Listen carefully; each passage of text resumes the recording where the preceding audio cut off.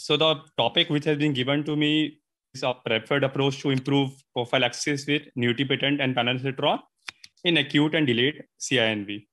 My work has been done by Dr. Chetan, who has already discussed in detail about CINV.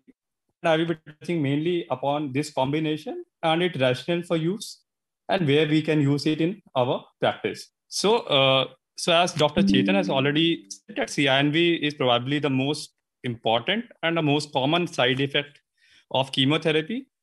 And it is one of the most dreaded also for the patient. And the rates of acute CINV as well as delayed CINV vary from somewhere around 30 to 90%. And therefore, taking care of these become a paramount when we are administering chemotherapy so that we can provide better care to our patients. So before going on to the drug combination, I would like to just highlight the pathogenesis of chemo-induced nausea and vomiting. So as we can see, whenever chemotherapy drug is administered, it is proposed that it acts to cause nausea vomiting via two pathways. One is the central pathway, wherein the vomiting center in medulla is stimulated, and that causes stimulation of vagus and the production of substance P, which stimulates the NK1 receptors and thus leads to a vomiting sensation and nausea and vomiting in our patient. And second is the conventional peripheral pathway, which works through 5-HT3 receptors and works in our GI, and thus also through production of 5-HT3 leads to nausea and vomiting. So whenever we are targeting nausea and vomiting in these patients, it is essential that we target both of these. Most importantly, the acute CINV is usually due to the peripheral pathway, and the central pathway is what contributes to delayed nausea and vomiting in patients on chemotherapy. So just to highlight that now, as Dr. Chetan has already discussed, that thing that the most important factor which need to be taken into consideration when deciding anti-emetic agent is the emetogenic potential of our chemotherapy agent. And we divide now them into four categories: a highly emetogenic, a high moderate emetogenic risk, a moderate emetogenic risk, and a lower risk based on the percentage of emesis which will occur with the chemotherapy if we don't give any of the anti-emetic drug. So these need to be taken into consideration when we are deciding anti-emetic regime. And what is important to know, that delayed vomiting, which is a troublesome and entity, and most of the conventional chemotherapy anti-emetic agents are not able to control it, is mainly seen with high emetogenic as well as moderate emetogenic risk. And thus, in these patients, we have to be careful, and we should use agents which target delayed CINV.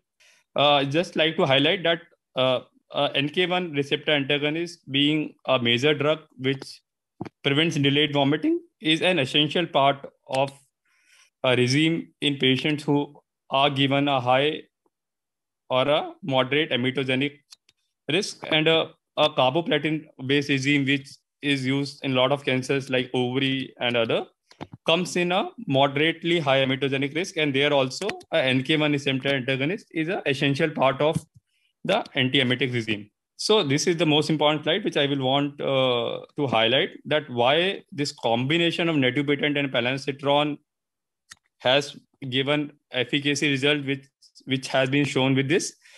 So the name netipetant and palansitron, we see that the netipetant component of this drug acts on the central receptors in the medulla, which and thus by a internalization of receptor lead to a delayed and prolonged inhibition of this receptor, thus inhibiting the central pathway, where the palansitron component of this combination works on the GI tract, on the peripheral anti-emetic pathway, and it also leads to receptor internalization. Thus, both of these have a synergistic crosstalk, and because of the receptor internalization, they cause prolonged emesis inhibition, both in the central pathway as well as the peripheral pathway, thus synergizing each other's effect. So this is important. So some of the pharmacokinetics which makes netipetant an important drug in our armamentarium And the most important one to say is one is the half-life of the drug, which is the longest of all the NK1 receptor antagonists at 96 hours. So even a single dose given at day 1 lead to a prolonged anti-emesis effect even in a multi-day regime, which is given for even 4 to 5 days, which is not seen with aprepitant or any other NK1 receptor. Second thing which I want to highlight is the binding affinity, which is the highest with netopitant, and that lead to a higher potency of the drug as compared to aprepitant. Third is the receptor occupancy at 120 hours at 5 days. So we can see because of the short-acting nature of other NK1 receptor antagonists like aprepitant, the receptor occupancy at 5 days is around 30 to 35% with aprepitant, which is high at 75% with netopitant. Thus saying that even at 4 or 5 days, most of the receptors are already saturated, and thus it provides a good anti-emetic effect even at this time. And if we look at the 5-HT3 antagonists, as already discovered by Dr. Chetan, palansitron has the longest half-life of more than 40 hours. So like netopitant, a single tablet or single dose given at day 1 is able to provide prolonged anti-emesis even in a multi-day regime. Secondly, as we have seen with netopitant, the binding affinity is highest with this drug, leading to higher potency. And as we have seen that both of these drugs, netopitant and palansitron, leads to receptor internalization, which also lead to a prolonged antiemetic effect with these drugs. And the last thing, which is that there is a receptor crosstalk between palansitron and netopitant, thus synergizing each other's effect. Thus, this is a synergistic combination which is why they are so effective. So some data on the efficacy of this combination of netopitant and palansitron called NAPA. So this is the abstract which is presented in ASCO 2021, which compared this combination NAPA with aprepitant, and it is assessed the duration of breakthrough vomiting in the patient, and it was a pool analysis. And as we can see in the conclusion, that single day NAPA is more efficient than a 3-day aprepitant in preventing delayed CINV, which as we know is the most important emesis risk. Acute is easily managed with most of a drug, but delayed is what causes problem, and it is more effective than aprepitant. And it is more effective in minimizing the extent of breakthrough emesis and nausea also. So thus establishing its superiority over aprepitant. So there are also data which are present in NCCN 2020, which showed that a single dose combination of NAPA showed better efficacy as compared with 3-day aprepitant based regime. It is also based on a pooled analysis of multiple phase 2 and 3 studies.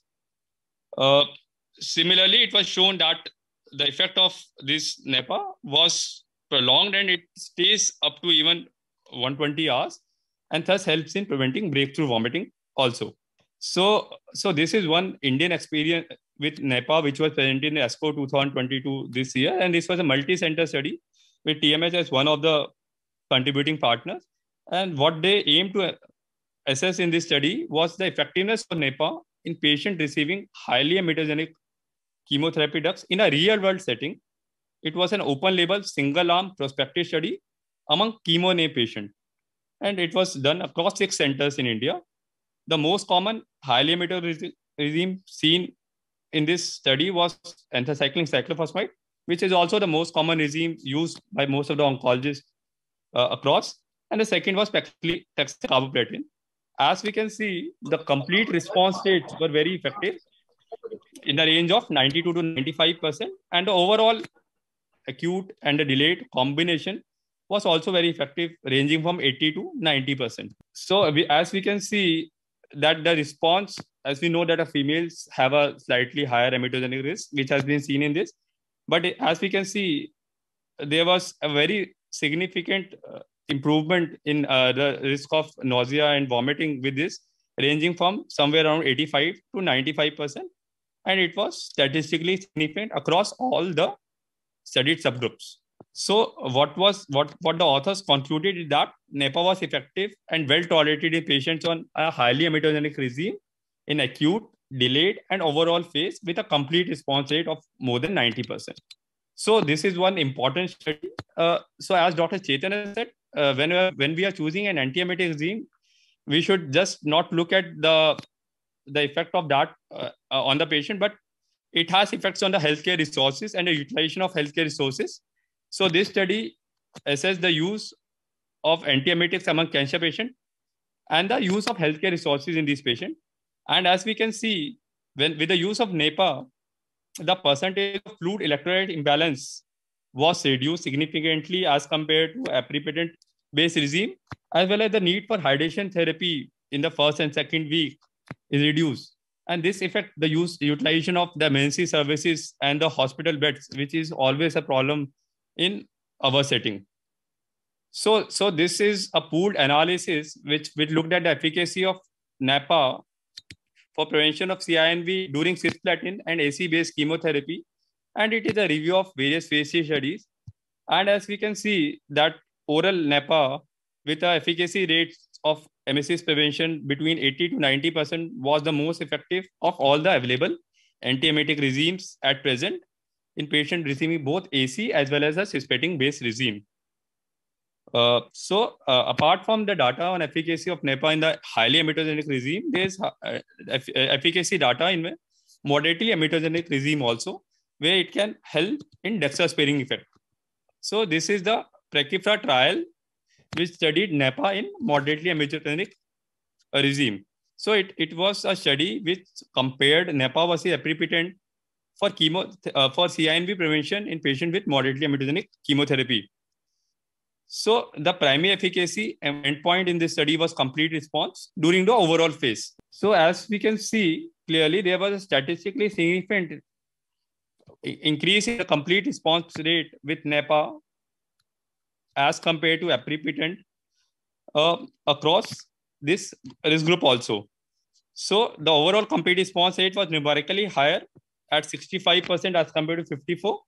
As well as a secondary endpoint also revealed numerically higher rates for NEPA as compared to aprepitant. So this is also one of the very important effect, that is steroid sparing. So now with more and more people which are having diabetes and on drugs which can cause increase in hyperglycemia, this is important to have a drug which became in use and spare steroids.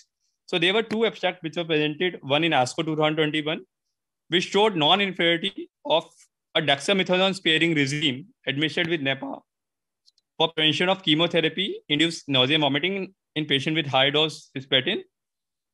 Second, there was a study which studied efficacy and safety of multiple doses of NEPA without dexamethasone in multiple day and high-dose chemotherapy in patients who are going autologous transplant for NHL. So if we can see the results of this study, there was a significant improvement and it non-inferiority. So what this study concluded that a simplified regime of NEPA plus single dose DEXA offer comparable CINV prevention throughout 5-day post-chemotherapy with the advantage of sparing patient additional doses of DEXA in this high emetogenic risk setting of cisplatin-based chemotherapy. So as we can see that even in patients who are going stem cell transplant, this regime of NEPA lead to a mean patient global satisfaction in MSS, which was a very good 9.13 out of 10, which is very good. So take home message for my talk is that NEPA is a very effective antiemetic regime, which works both in patients with highly emetogenic, which is the most common chemotherapy regime given by most of the medical oncologists, as well as it affects in moderately emetogenic regime. And the third important thing is the DEXA sparing effect, which we can get by using this combination. Thanks a lot. Thank you.